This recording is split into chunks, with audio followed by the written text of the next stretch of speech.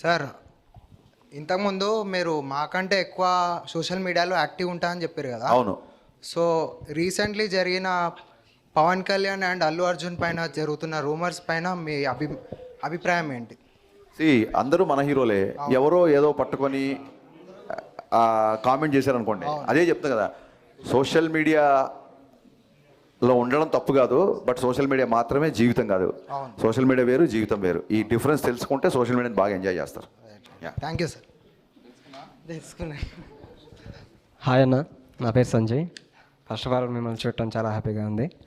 నా క్వశ్చన్ ఏంటంటే, జూనియర్ ఎన్టీఆర్ అన్నతో మూవీ ఇన్ ఫ్యూచర్ మేబీ చేస్తే, కుదిరితే, సెట్ అయితే ఆ మూవీలో ఇలాంటి ఇప్పుడు రవాణాతో ఎలాంటి కామెడీ ఎలిమెంట్స్ అయితే మీరు చేపిస్తారో, మాస్ ఎలిమెంట్స్ ఎలాగో ఉంటాయి.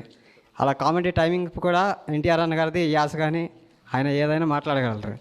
అలాంటిది ఎట్లా ప్లాన్ చేస్తారు? భలే క్వశ్చన్ వేసావు. నేను ఎన్టీఆర్ గారిని పర్సనల్గా చాలాసార్లు కలిసాను కాబట్టి ఆయనకున్న sense of humour next level.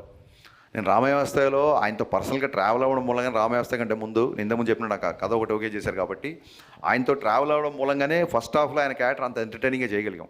చాలామందికి ఈ రోజుకి అనే ఫస్ట్ హాఫ్లో సెకండ్ హాఫ్ ఉంటే బాగుండేది, చాలా యూత్ఫుల్గా, చాలా కాలేజీ కుర్రోళ్ళ చూపించారు అని అంటుంటారు.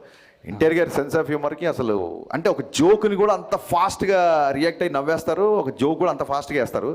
సో డెఫినెట్గా నిజంగా అవకాశం వస్తే ఖచ్చితంగా ఈ పోర్షన్ మటుకు నేను ఖచ్చితంగా గుర్తుపెట్టుకుంటాను. Thank you.